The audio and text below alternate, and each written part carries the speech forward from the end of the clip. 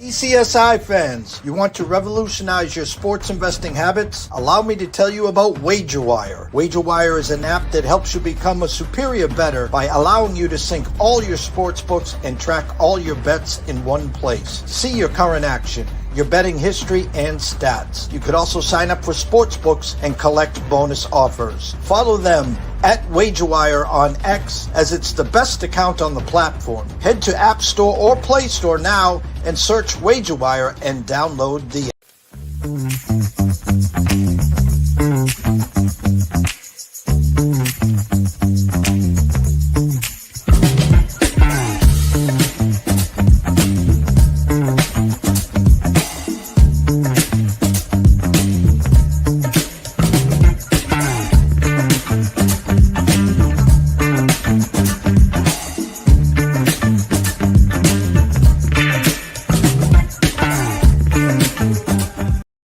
Excuse me, Mr. DJ. Hey, check this out. We got a great show coming your way.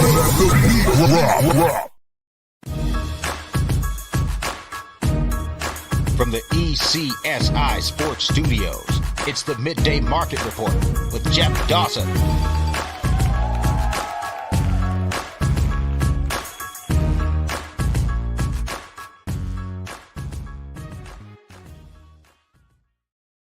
Good morning, sports fans from all around the globe. I am the host, Jeff Dawson, East Coast Sports Investors, and we're back.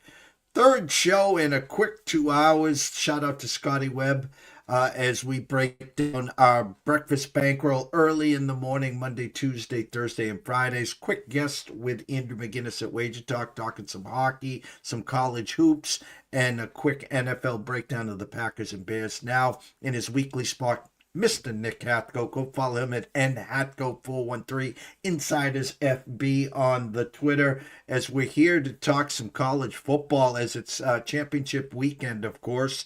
And Sunday, the brackets come out, and the headliner is, will the Irish Eyes be smiling on Sunday? But first and foremost, a shout out to our proud sponsors and partnerships. It's WagerWire. Head on over to Google Play, download the app. It is free. And of course, AtlantaSteaksAndSeafood.com. Steaks, seafood, chops, appetizers, wines. Terry's got it all. What better way to introduce yourself than in the Christmas holidays? AtlantaSteaksAndSeafood.com. So without further ado, let's bring him in, Mr. Nick Hathcoat. What's up, Nick? Morning, Jeff. How's it going? It's going well. Yourself? Good. Had a great holiday weekend up in Indiana with the family. Got about 4 inches of snow though, which I'm not used to it being in Knoxville anymore. So that was interesting. But yeah, got back here safely on Wednesday, and yeah, ready for this weekend of college football. It should be great. You know, listen, we've been doing shows for weeks upon weeks. We've been talking about carnage. We've been talking about train crashes just to shake it up. You know, this team lost to this team in week one, while this team lost to this team, and the shoulda, coulda, wouldas. And if we played Ohio University instead of Ohio State, blah, blah, blah, blah, blah, blah, blah. You know, obviously, the Ohio State, Miami, chicken and egg.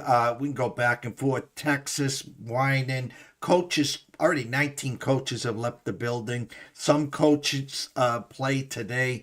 You know, and the real funny is, if BYU beats Texas Tech, then it really gets funny. And then obviously if Alabama loses to Georgia, well, now there's a 3-loss team. Should they be penalized? Of course, because they're playing in a title game versus the people outside looking in. Popsicle headache. Before we dig in, your thoughts?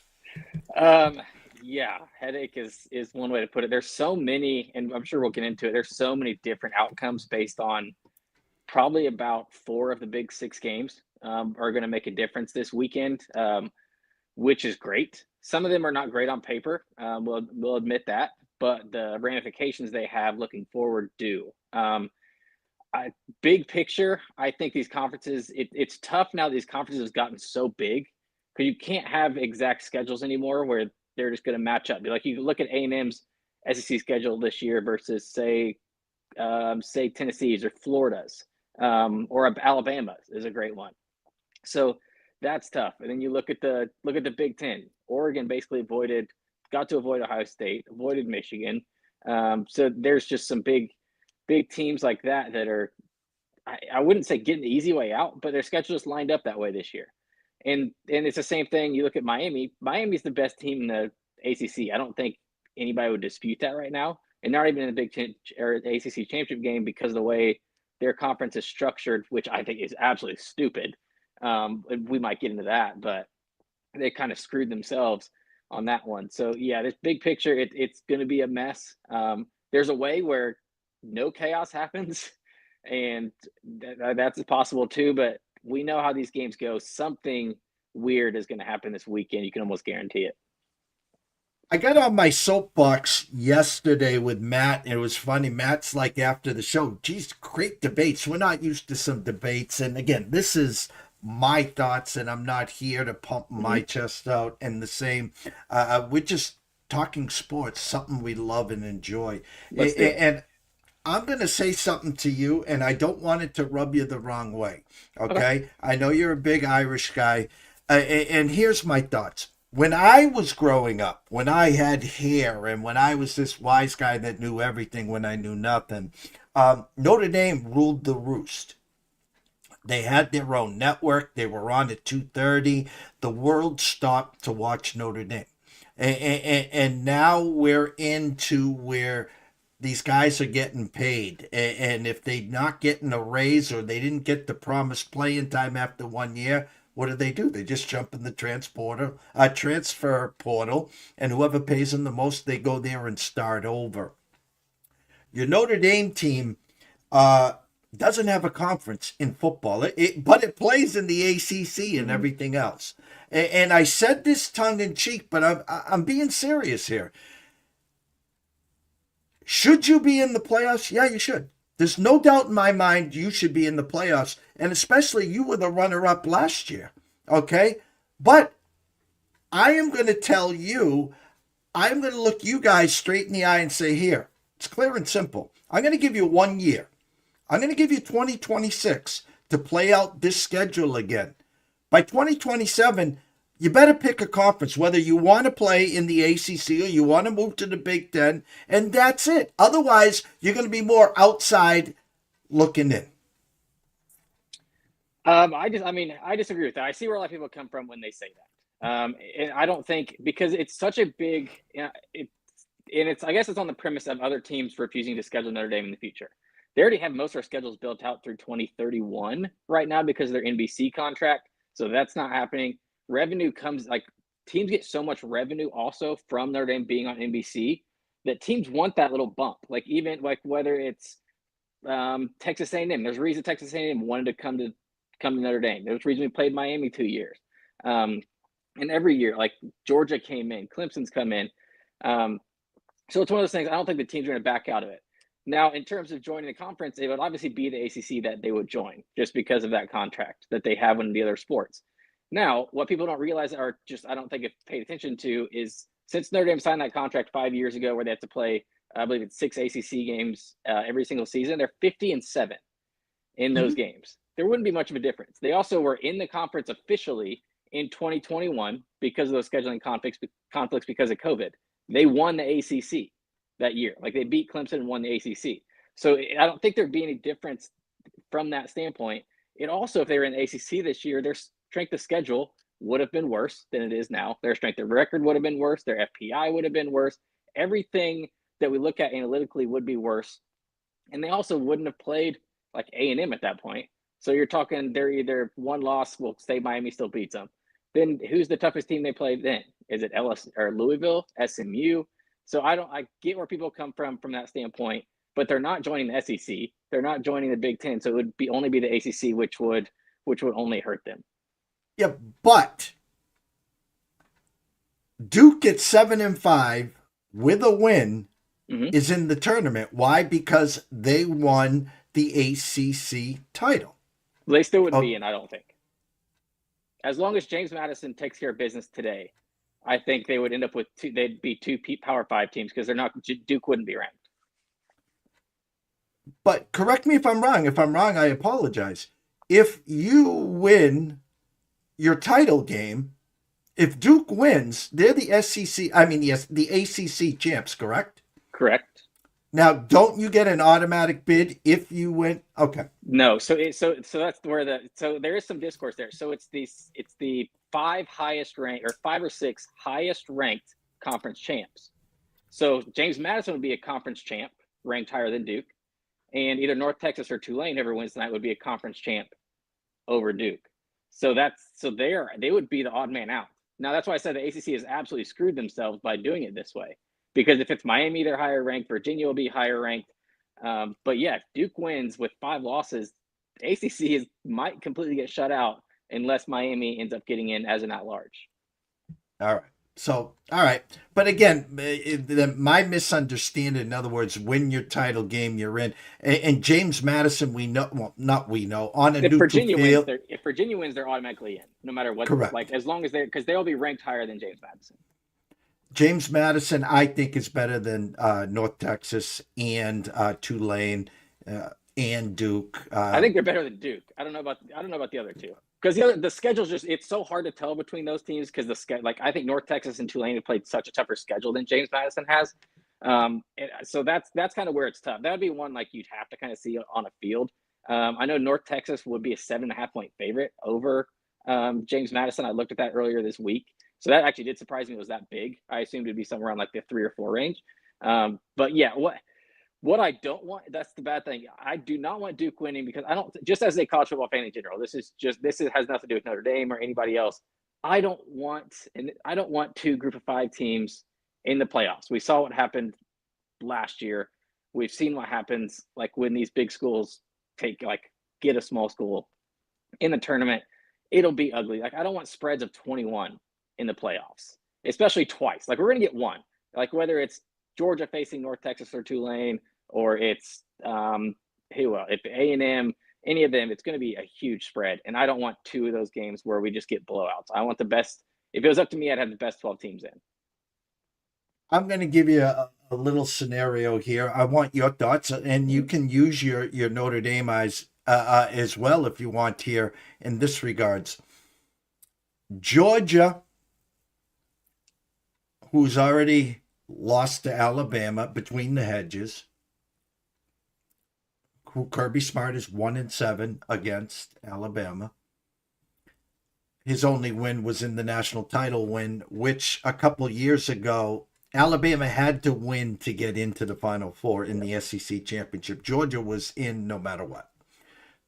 Alabama wins, Georgia gets them on the revenge game to win the national championship.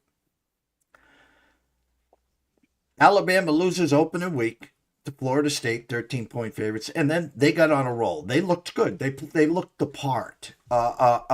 In comes Oklahoma to Alabama and beats them. Now they're in the SEC title game. With a win, obviously they're in. With a loss, now they have 3 losses, and 2 of them in the last month. The committee's been hearing nothing about the chicken and the egg, Miami and Notre Dame. Miami beat Notre Dame. We know that. We all know that. My question to you, Coach Hathcoat, you're on the committee. Does Alabama get penalized? Let's say Georgia wins 23-7. They have 3 losses. They've lost 2 in the last month. And they can stop the wah and say, well, Georgia, Alabama, you had a great year. You're leaking a little oil. We're going to stop the nonsense and we're going to put both Miami and Notre Dame in. And thanks for playing. Yeah, that's it. That's where it's going to be interesting. I think what happened, I don't think they penalize them to where they kick them out necessarily, but I do think what happens, and from Notre Dame eyes, is that helps Notre Dame. Because clearly the committee sees Notre Dame, Bama right next to each other. I was confused, and this wasn't as a Notre Dame fan. This was just a football fan in general, why all of a sudden this was the week that Bama jumped Notre Dame after having a 44% win probability against Auburn, who has 5 wins. So like the committee, and they said it like they were impressed by going on for it on 4th down and stuff. It's like, why were in that situation? So that was weird. But I think what happens, I think that helps Notre Dame because I think what will happen is they will jump, like they will flip flop those 2 back. So I think they'll flip back, And then that helps Notre Dame because then the comparison kind of goes to Miami and Alabama, and they can't do the head-to-head unless those teams are like right next to each other. I think if Alabama wins and if basically say Notre Dame stays at 10, which is basically the last at-large bid, and Miami's the next at-large bid possible, then I think they'll look at head-to-head, and then I think Miami gets in over Notre Dame.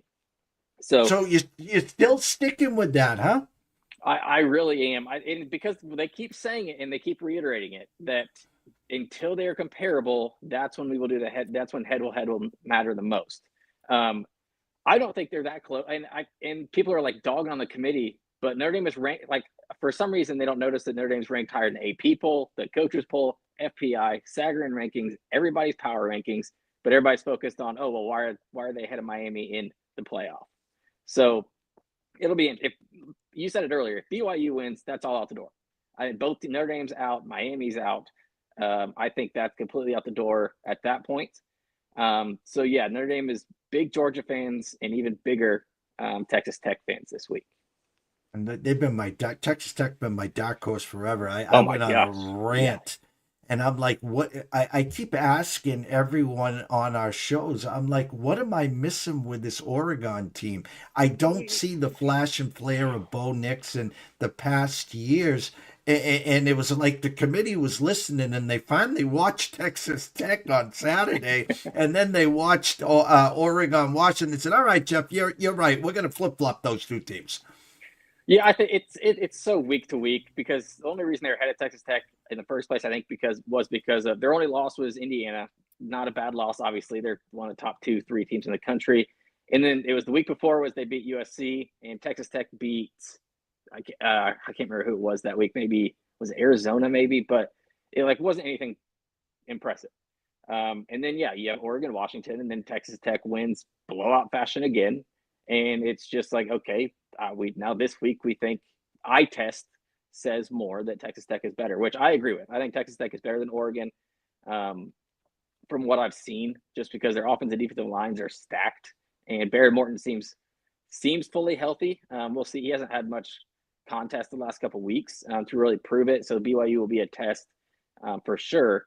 But yeah, I think Texas Tech deserves to be there. I could even see them. I think they could get a bye. I think if Alabama beats Georgia, I think I could see Texas Tech jumping into that 4 range and getting that bye.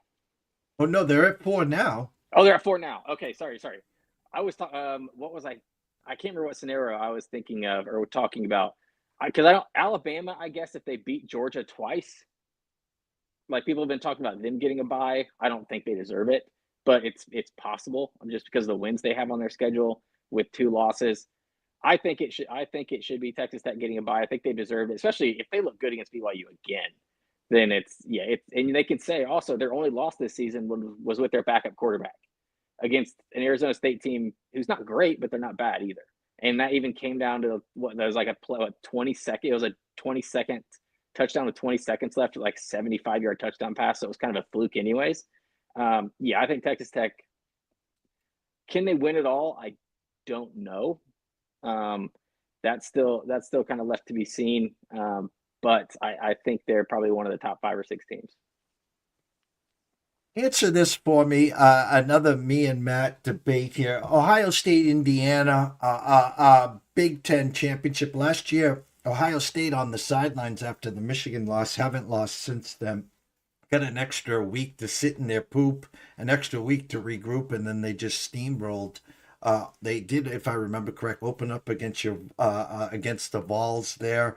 7.5-point favorites, and Nico. I was so excited for that game, and then I think by the second quarter I was watching something else. It was ugly. But my point here is, both win, lose, or draw, both are going to still be in the top 4. Both are still going to be getting a bye. More bragging rights, I think, for Indiana wanting to make a statement like, "Hey, last year was a fluke. We're at your level." But an angle that people have been taking a look at: why take the 4 if you're an Indiana fan? Well, why lay the 4 if you're an Ohio State fan when you can just grab the two quarterbacks, if you like Indiana, grab Mendoza at plus 175 to win the Heisman, or saying at plus 170 to win the Heisman. Whoever wins that game, I said to Matt, wins the Heisman. And his words to me is, well, I think Diego, who's right there at 3, 2, or wherever you want to put it, 175, did more with what he did last weekend in Tennessee and not playing this weekend. And in Matt's eyes, Diego's the Heisman Trophy winner. So I think I will split it. I'm not sure if he said over both, but I'll kind of split it down the middle. I think if Indiana wins, that's a massive win on the resume for Fernando Mendoza. His stats are all better than Julian Sains. I think leading an undefeated Indiana team is just such a massive accomplishment. I think he wins it if Indiana wins. I still don't think Julian Sain wins it if Ohio State wins, because this kind of takes me back to and this was Danny Cannell made this great point. He's like, think about the Mac Jones year, how good Mac Jones was. But it was, the whole conversation was, well, is he even close to the best player on his team? I think Julian Sain's kind of in that same conversation. Is he putting up these stats? One, because of the schedule hasn't been great, but he's also has 2 first-round wide receivers to throw to, and such a great defense that he's really never had to put the ball at risk a lot.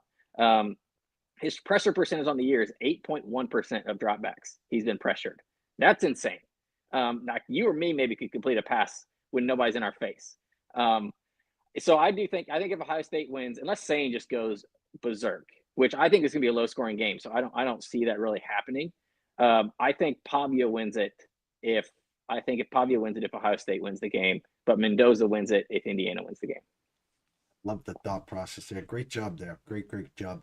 Knicks Nuggets for the week. Let me play producer here and pull that up. Bear with me, peeps. Here we go. Knicks Nuggets for the week and lanes this week. James Madison team total over 33.5. UNLV team total over 27.5. IU Ohio State first half under 23.5. A couple lanes here. Texas Tech minus the 12.5, and Texas Tech money line with Virginia money line. Take it away, sir. Yeah, I just want to give some leans that I'm looking at that I might play, just because I only had 3 official plays for the week, and I know everybody wants to bet on every game, but that's just not a great way to make money in our business. But wanted to throw some stuff out there. People wanted some other stuff to look at, or just maybe play like a half unit on, if they wanted to get their bets in today.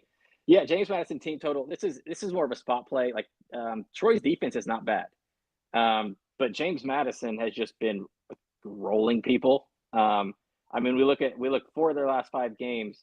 Their offensive putouts is 59, 58, 35, 52 in 4 of the last 5 games.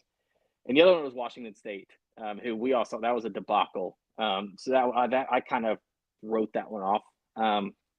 I also think in the committee's eyes, and even in their eyes, a blowout in a conference championship game would mean something. So I don't think, and they know they have the next 2-3 weeks off if they do get in the playoff. I think they let it loose here, and I don't think they slow down. I could see them trying to run up the score. Troy also is, and I thought about even playing James Madison minus 23.5. Not such a big number in a game like this, because Troy, it sounds like both of Troy's tackles are going to be out, and James Madison's defensive line is very good. So I think they can create some turnovers, create some short possessions for Troy where James Madison ends up with the ball a lot. So yeah, I think they go over this total. I think they end up probably in that 40 range because they want to make a statement to the committee and to everybody out there, like, we are the best G5 team. The other one is UNLV over 27.5 plus 105. Now, I will tell people out here, this is the way I'm playing it. There is 26.5s out there, but they're very juiced. I think minus 120 and minus 124 are the 2 I saw, unless that's moved down a little bit. But I wanted to get 27.5 at that plus money, which is still under a key number. And this is a number that UNLV has gone over this in every single game this year, every single one. So I'm not sure. I think they're adding a weather factor into it, maybe. Rain. But it's drizzle, and I'm more worried about, especially with their offense. I'd be more worried if it was windy, just because their passing attack and Dane Mullen's offense. But it's only 4 mile per hour winds, So I think they'll be fine in the drizzle. It's not going to be a torrential downpour or anything. If it does, I'll have to eat that bet, and it's going to lose. but I'm playing on what I've researched. And even when they got beat by Boise earlier in the year, it wasn't close. They still scored 31 on them. And I think this offense has gotten better. Calandria has been a shock. I'm not going to lie. It's been a very surprise how good he's been. So, yeah, I like the UNLV team total here because I can actually see either team winning. I know Maddox Madsen's back for Boise State, their quarterback who's missed the last 5 weeks.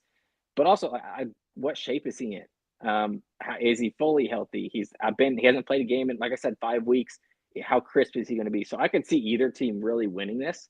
So the spot I wanted to take was who I trust the most to get these points. And at 27.5, with they hit it every game this season, it's kind of too hard to pass up.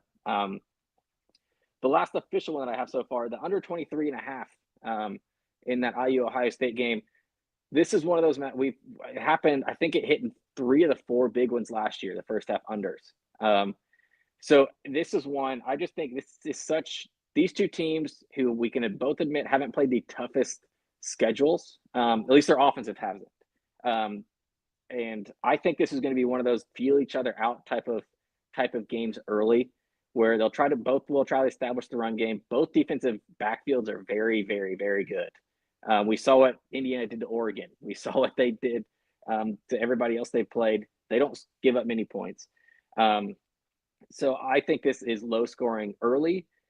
I didn't want to touch the full game because I think this could be something where somebody packs on something late, just because of maybe there's a late turnover because somebody's trying to force something or something like that. So I'm going to take the first half where I believe they'll be playing slow.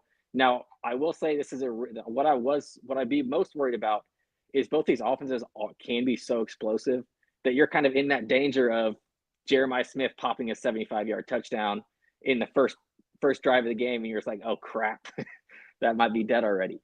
But I think both teams will kind of play it slow, feel each other out before making adjustments at the halftime. And a couple of leans. I mentioned Texas Tech. It's hard not to take that 12.5 when they've beaten every game. I believe their lowest win was 22 before this. Like, I know they had that loss, but every win they've had, I think their lowest win was 22. BYU just needs to run the ball to be successful. We saw they couldn't do that at all against Texas Tech the first time. Texas Tech also had to kick 5 field goals in that first game and still blew them out. Like, you think if 2 of those 5 are touchdowns instead of field goals, it looks even worse, and they beat them 48-7 or something. So it's tough not to take that 12.5. But what I'm also looking at, because this could be a weird game, BYU getting the news of Sataki staying potentially. I still think there's a little bit of iffiness there personally from what I've read and from what I've heard, where Penn State might still be a thing. But so I just, in the possibility that BYU does keep it close, I think pairing Texas Tech up with that ugly ACC game in Virginia, because it gets you down to minus 118, 119 on different sites. So that's a very playable number for two teams. I really expect Texas Tech to win. Virginia, I hate betting the ACC this year because it's just a crapshoot. But I think Virginia is just a better team. They've been their defense has been very impressive over the last 5 weeks, surprisingly. And Duke just gave up. They're starting to give up 35-40 to everybody. So I do think Virginia wins, but didn't want to touch the spread there just because of, like I said, the ACC. Who knows what's going to happen? They might find a way to screw themselves out of the playoffs in general. And then Georgia, -2 or money line. Right now it's at -2.5, but more money is on Bama.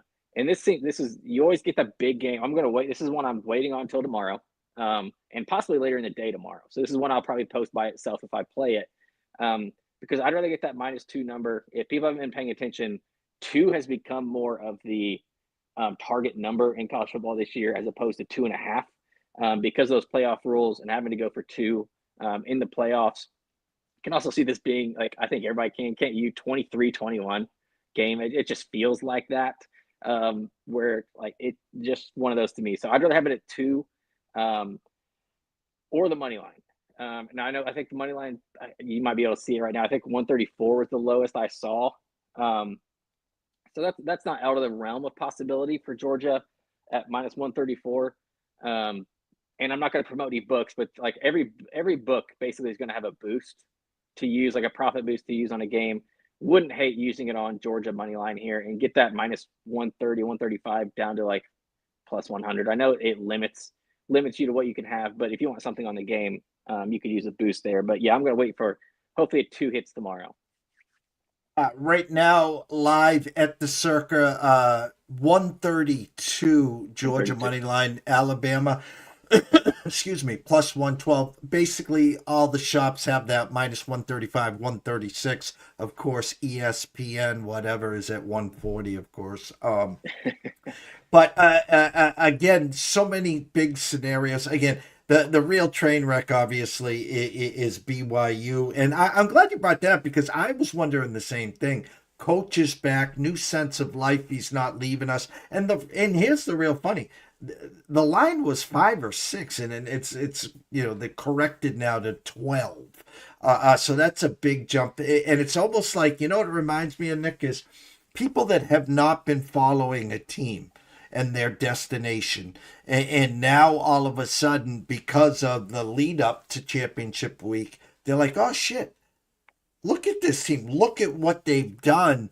Let me jump on them now. And it's one of these, let me see, 17-13 games, Yeah, absolutely. Especially with the defenses. Like I mentioned before, BYU's defense is very good. Like, don't get me wrong, even though they didn't play well against them last game, but they also, I mentioned Texas Tech had to kick 5 field goals, but that's also because BYU's defense stepped up in the red zone. So there's 2 sides to it. And yeah, as we know, just in sports in general, it's tough to beat a team twice. It's even tougher to blow out the same team twice, especially when I wouldn't say Texas Tech isn't a lot better than BYU, but you kind of know what I mean. They're not like overpowering. So yeah, that was one. I just haven't played it yet. I see where the line move's gone. I know I played Texas Tech officially on this show when they played BYU the first time. I can't remember. It was either 10.5 or 11. So this line's not much different. So they're still going by the power ratings. The books kind of have it about the same. So they're saying they're kind of not taking that last game into account and just going off the ratings and kind of what they've seen in every other game this year. So I think I could see why that number is like that. But I will say to people, I think if you want that 12.5, get it now. Because I do think, like you said, when these casual bettors wake up in the morning, watching College Game Day, all the Texas Tech highlights are on. They're going to talk about how much they've been killing teams. Everybody who just wants to bet these games is going to be on that Texas Tech side. So I wouldn't be shocked if this gets to 14 by noon on Saturday. Well, great analysis as always. We're rooting for you. I've been the guy rooting for you since your 2 losses. Yeah. I was like, don't worry, just win out, you'll get in. I still believe Notre Dame's going to get in. They're following their name, their logo. And again, I don't think enough people, I know it's last year, but you still, when the rankings come out to start the following year, it's always the teams that were at the top the year before.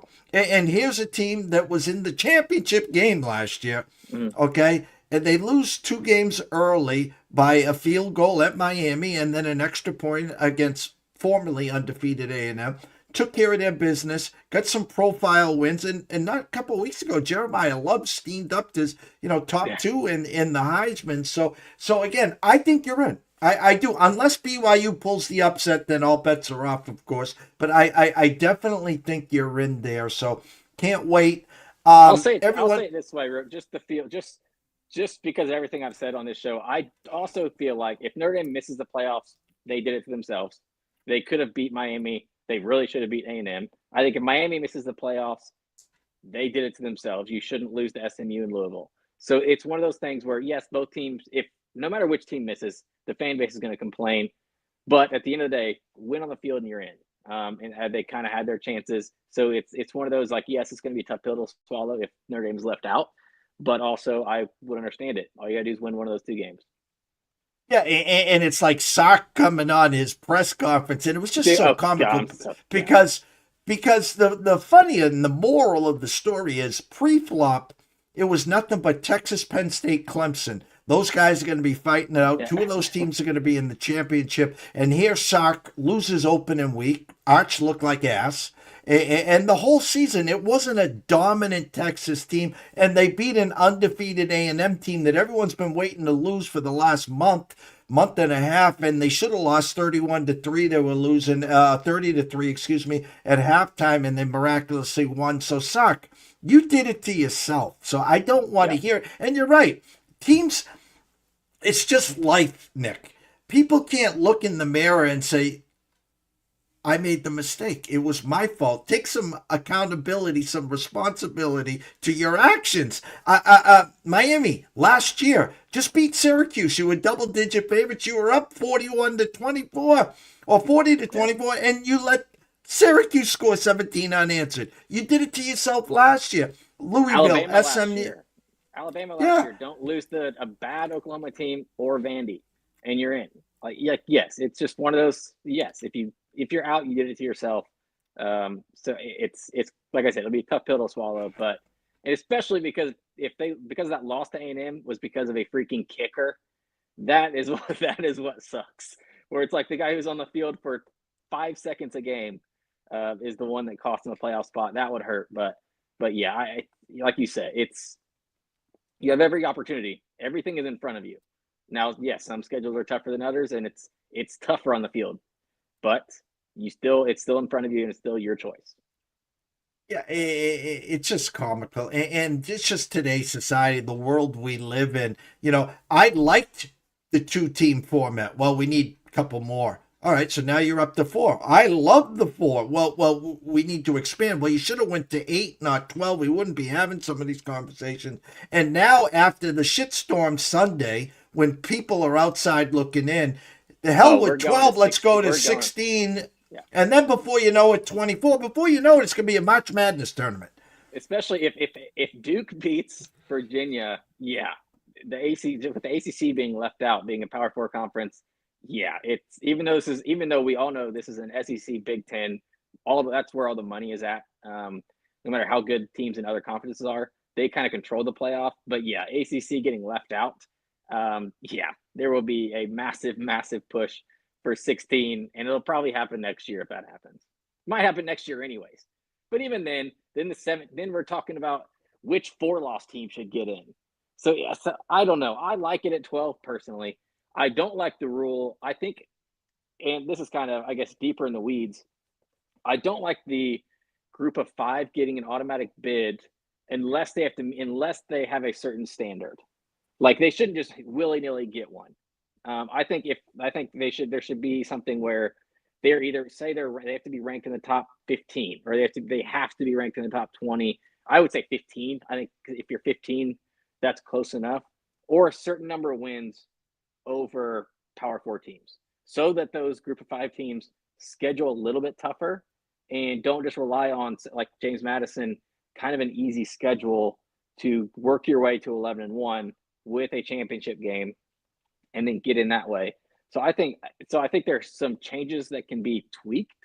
It's obviously not perfect. It's never going to be perfect, but I think there's some tweaks can be made. I hope it stays at 12, but we all know this money absolutely talks. Yeah, we're going to 16 eventually, unfortunately, as I would like to say. And then people are going to be really mad because Notre Dame won't even have to play any games. Go follow Nick at Hathcoat 413 Insiders Football as we always wrap up this spot of the show. Nick, tell them where they can find all your work. Yeah, in Hathcoat 413, just like you said. I usually so obviously all my plays go on there along with our Insiders FB account. I've been doing college basketball all year as well. Obviously for this past week, I've just because I've been at home, I kind of gave myself a little hiatus from that because I was also at home having to do all the college baseball stuff that I've been working on leading up to that season, which is obviously our main focus for our NCAA Insiders account and what we do. So I've been putting a ton of time into college baseball and obviously college football with these championship games coming up. So college basketball had to be left on the back burner.